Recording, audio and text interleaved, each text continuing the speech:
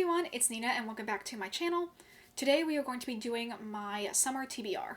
So I thought it'd be a good idea to do my TBRs as seasonal over monthly because I am definitely very much a mood reader, and I think giving myself like a larger swath of time to read the books I'm interested in just works a little bit better for my current reading habits. So these are the books that I am interested in reading for the summertime. Some of them have a specifically summery type of vibe to them. Other ones are just ones that I've been meaning to get to for a while. So with that intro out of the way, let's get into the video. So starting off, we have Bloom. This is an American graphic novel. This is one of the books on my 12 books I want to read in 2022. And this one definitely very much has that summer feel to it. It's about a boy who works at his family's bakery in a seaside town, and all he wants to do is move to the big city and start his adult life. But then a new boy moves into town and gets a part-time job working at his family's bakery, and suddenly sparks are flying and they sort of have a very pure, wholesome summer romance. It looks really cute, and again, the idea of living at a seaside town and working at a bakery is just so picturesque. I think I said in my initial video where I hauled this or talked about it, I said that I wasn't sure if this was going to be a one-shot or if there was going to be a sequel coming out. And there is a sequel, but it has not come out yet. It's going to come out sometime next year. But I figured that this one still will be mostly standalone because I think it just goes from their relationship for the entire summer. And depending on how that ends up, we'll see how their relationship will progress in the future volumes. But I'm very interested in checking this out. It seems very pure and wholesome, which is not necessarily normally what I go for in my romances. Another thing I really like about it is the art style. I think it's really, really cute. And there's not a lot of American graphic novels that I really like the art style of, so I'm glad that I found one that both fits my subject matter interest and my art style interest. The next book I'm interested in reading over the summer is the Scum Villain Self-Saving System, Volume 1.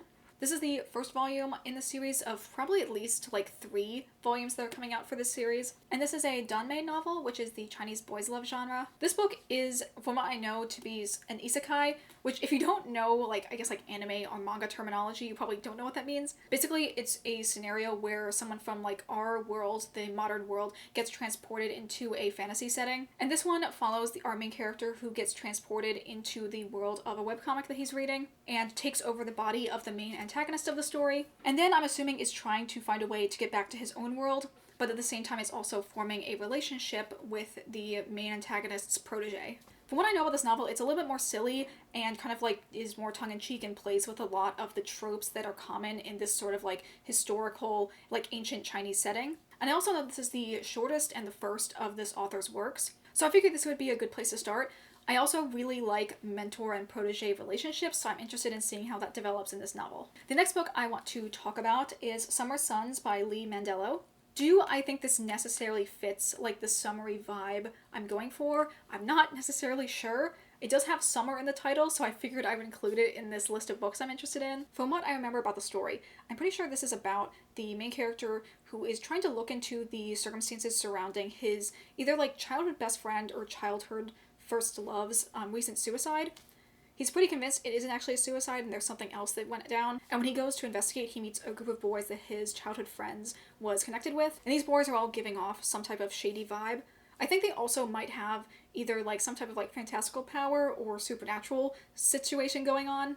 But he basically starts being friends with them and getting pulled into their world and sort of learning more about what happened to his friend. I've heard this book is described as being very similar to The Raven Boys, which I've not read, but if you like that series and you're looking for a different take on that, then this might be one to check out. This book is also adult and queer, whereas The Raven Boys is young adult and with a straight relationship. I think this book also has some type of gothic/dark academia vibes to it, which all those things together are things that I'm interested in, so hopefully this book will be a really good read for me. The next book I wanted to talk about is Piranesi by Susanna Clarke. And the reason I have this on my list is because it is the Late Night Book Club's pick for May, and I've wanted to get into reading some of their books and participating in their live shows.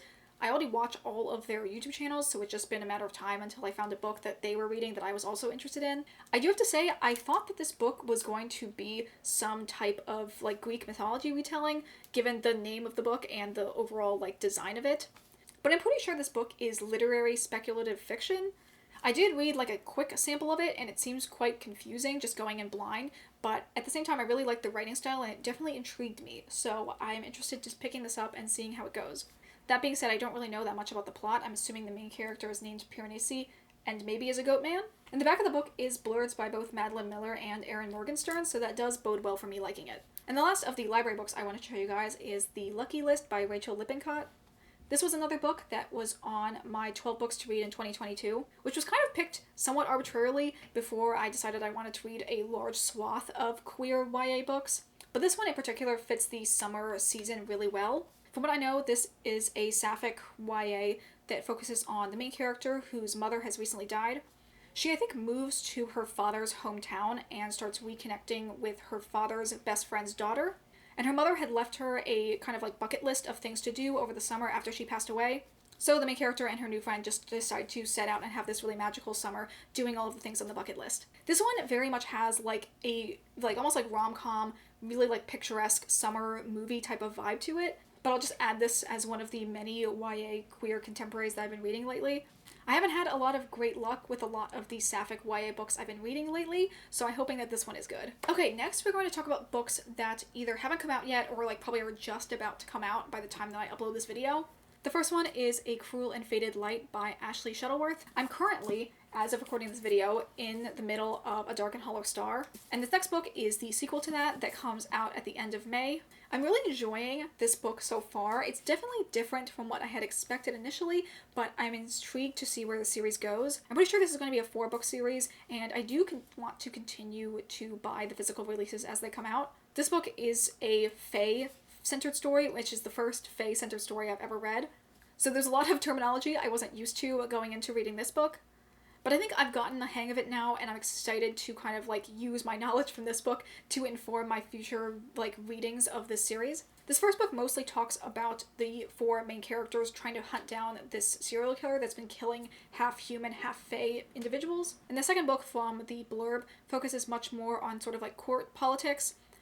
The main character in this book, Arlo, is going to visit 2 of the other main characters who, one of them happens to be the prince of a rival court. So the second one is going to be much more like family clashing and like political dealings going on. Which would definitely be a change of pace from the storyline from this, but I'm intrigued to learn more about some of the characters that we just got introduced here and sort of see them develop. So I'll definitely be picking that up. I probably had to put it on pre-order. I've been kind of putting it off, but I'll definitely try to get that as soon as it comes out. I don't know if I'll necessarily read it the second it comes out, but I definitely want to get to it sooner rather than later so that the knowledge from this book does not exit my brain. The next book that I'm really, really excited to get, probably as soon as it comes out, I'm definitely going to pre-order it, is Wrath Goddess Sing by Maya Dean. I've been in such a Iliad retelling kick lately. I've been enjoying all of the ones I've read so far. And this is another one that reimagines Achilles as a trans woman.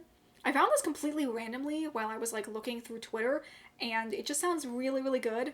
I'm excited to have just like as many interesting Iliad retellings as possible. This one is a little bit different, like there's different like character relationships that are not featured in the other Iliad retellings I've read. And I think overall it's going to focus more on Achilles' like inner like psyche and mindset.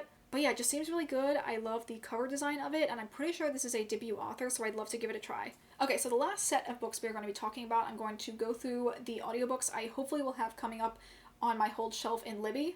I think I talked about this before, but in Libby, you use your library card to download audiobooks. But if more than one person is interested in the audiobook, much like how if there's only one physical copy of a book in a library, there's only one like audio copy in the system, so you have to put a hold out, and then over time it will tell you how many weeks you have left until the audiobook will be available. So I currently have 4 books that are on my Libby hold shelf. The first one is Last Night in a Telegraph Club by Melinda Lowe. The second one is Darius the Great Deserves Better by Adib Khorram. The next one is A Marvelous Light by Freya Marsk. And the last one is A Thousand Ships by Natalie Haynes. Going in order, Last Night at the Telegraph Club I know is a historical queer sapphic story. I think it's set in the 50s in Chinatown and deals with a young Chinese woman kind of like coming to terms with her sexuality and her relationship with another woman and trying to figure out how to tell her family about that. The next one, Darius the Great Deserves Better, is the sequel to Darius the Great Is Not Okay, which is definitely one of my favorite queer YA books I read recently. I'm excited to see how the story progresses. I've kind of been putting this one off a little bit just because I like the first one so much, but it also was very like emotional for me. For the next one, A Marvelous Light, this one is described as being sort of like magical red, white, and royal blue. It's about 2 magicians in like turn of the century England. This one seems a little long. There's like 15 hours in the audiobook, so there's probably going to be a lot of content to go through. I think this is new adult or adult, and it's going to be a series as well. And for the last one, A Thousand Ships, this is another Iliad retelling. To be honest, I don't know anything about this besides the fact that it is an Iliad retelling. I just was searching up books that I was vaguely interested in, and when I saw it was available in my library, I decided to add it to my holds list. And this one must be popular, or there's just not a lot of copies because it says it's going to take me like 14 weeks to be able to get it on my phone. But you know, that's still within the next couple months, so I figured I would add it to this TBR as well. And sometimes Libby lies, so I might be getting it even earlier than that. So those are all the books I plan to read this summer season. Let me know in the comments down below if there's a book that you're really excited to get to in the next couple weeks, or any new releases that are coming out in the summer that you're really interested in. But as always, that's it for me today. Please consider liking this video or subscribing if you aren't already. I hope you all have a wonderful day, and I will see you all in the next video. Bye! And when he goes to investigate sort of the circumstances... What, baby? Do I necessarily think this fits, like... What is it, George?